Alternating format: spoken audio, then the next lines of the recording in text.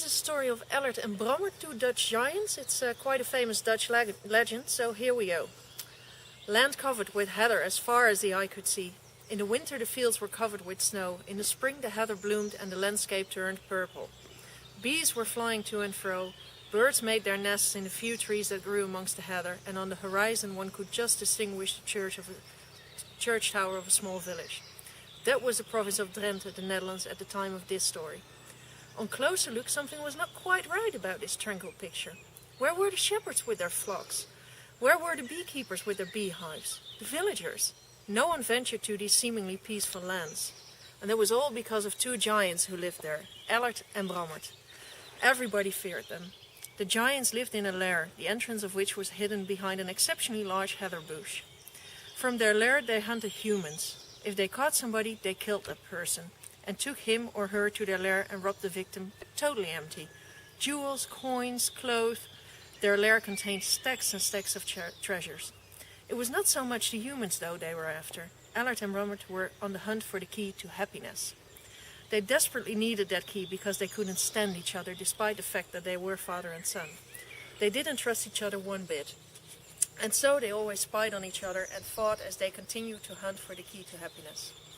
Sometimes their fights were so loud that the villagers said, "Hear the thunder rolling in the heather fields. Oh my, Ellert and Brammert must be fighting again."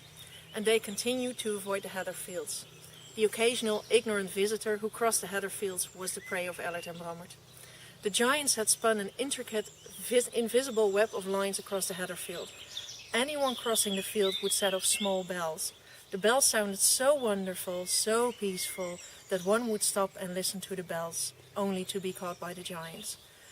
No one could cross the heather field without Ellert and Brammert knowing it, and no one caught lived to tell the tale.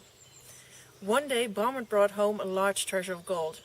"Do you have the key?" Ellert yelled at Brammert. "No!" Brammert screamed back. "I know you do!" Ellert shouted, and attacked Brammert. As they fought, Brammert screamed, "Do you think that I would remain here one more minute if I had the key?" That calmed Ellert down somewhat. He had a point there. But their joint lives remained unhappy. In the village bordering the heather fields, a young girl laughed at the stories about the giants. Always the talk about giants, she thought to herself. Nobody's ever seen them. That is, I've never spoken to anybody who has actually seen the giants with their own eyes. One beautiful day the girl decided she wanted to know whether the tales about the terrible giants were true. "I will be careful," she said quietly to herself. "I will keep to the outer borders of the heather field, not across. The giants are big enough. I'll see them from the brim of the field anyway, if they're actually there." And so she walked, for an hour and a half, and nothing in sight. Nothing? Well, not quite. The blue sky, butterflies, bees, a bird whistling in the distance. She sat down to enjoy the sheer beauty of what she saw. She closed her eyes to hear the birds singing. Somewhere in the distance she heard a high sound. A woman who called? Or Ellert and Brammert? Giants with such a high-pitched voice? Nah, she laughed. Impossible. She sighed and fell asleep. Hours later she woke with a start. She needed to run home. There was work waiting for her. She looked around and could not discover where her village was. That way? The other way? Straight ahead? Or, right, there it was. Looking at the village in the distance, she thought, "Darn, that's too far away to get back on time. Mom and Dad will be pretty angry with me for being so late." She looked at the heather field. Going straight through would be a massive, massive shortcut. What the heck, she thought. I spent hours here and no giant in sight. I'll go straight through the fields. And off she went, running home as fast as her feet could carry her. A soft tinkling of bells. She stopped, listened. Did she hear the bells? Or was it just her imagination? Then she saw something coming. Something huge. "Mother!" she screamed. She wanted to run, but her feet seemed glued to the earth. A giant came running. A monster it was. A torso like an ancient tree. Reddish-brown, wild, red hair blew around his wild head. Instantly she regretted her curiosity. The giant swept her up in his hairy arms. He lifted her high above his head as his victorious roar rolled over the heather fields. The people in the village stopped and listened. Oh my, it seemed somebody had fallen victim to the giants again. They shuddered and moved on, convinced that they should avoid the heather field for as long as they would live. But the girl hadn't, and now she was firmly in the hands of one giant. She could already hear the other giant coming running to them. "I'll kill you," the giant who came running panted. "This girl is mine, I'll kill you." "She's thrown away the key a long time ago," yelled Brammert, the giant holding her. "Where?" Ellert shouted as he came to a halt near Brammert and the terrified girl. "Over there," Brammert pointed. Ellert ran in the direction Brammert had just pointed to him. Quickly Brammert seized the girl with renewed strength, and roaring he ran away, rapidly putting distance between him and Ellert. Ellert turned on his heels and bounded after them. Days and weeks passed. The people in the village finally understood that their girl would not be back, that the giants had her. She was dead. Or so they thought.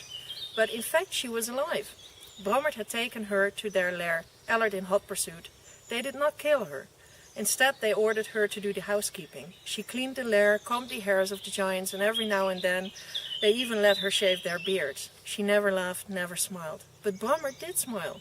Every now and then. He had never lived so close to a human being, and he grew to like it. The girl was ever so small compared to his own enormous size. That was what caused Brammert to laugh every now and then. Her fragility caused a warm feeling in him. Something seemed to melt. 7 years came and went. The longing for her home tormented the girl every single day. She often stood at the door of the lair thinking about escape, but the invisible cord spun across the heather field would set off the bells immediately. So there was no possibility for escape. Then, after 7 years, a small miracle happened. Brammert gave a bracelet to the girl. The first time he had ever given something away. "There," he said, and for the first time in 7 years the girl smiled. Ellert saw the two smiling and thought, "Surely Brammert has found the key to happiness." A rage came over him. "Kill him," a voice in his head whispered. "Then the key is yours." The next day he found Brammert close to the lair, sleeping in the sun. Ellert approached him and killed Brammert with his axe. He went on his knees to search the body for the key to happiness. It had to be somewhere close to Brammert. He just knew it. A little bell tinkled. Ellert looked up. He had caught someone. But then he really looked and saw the girl quickly running towards the village. She ran away from him. He growled and snarled, but was too slow in getting up. In a powerless rage he threw his axe after her. The axe missed and hit the door instead. "Well, then bloody well leave it," Ellert growled to himself, and he went down on to search for the key. But he did not find it. As he searched, his eyes went to his dead father's face, which had a strange smile. Even in death, Brammert looked content. It hurt Ellert. A pain unknown to him seemed to eat his chest from the inside out. He dug and searched even more fierce than before. He accompanied his fierce digging with ferocious blowing, so that he created a sandstorm. To this day, the sand he blew away is still visible in little sand dunes amongst the heather. Ellert has long since died. Some say he killed himself when he realized that he had killed his father for nothing, that he did not have the key to happiness. Some say he died of a broken heart for the girl who fled away from him. And some say that he lived his days alone in regret and remorse. The truth will always remain a mystery, but the sand dunes amidst the heather fields to this day bear witness to the existence of the giants. That's the story.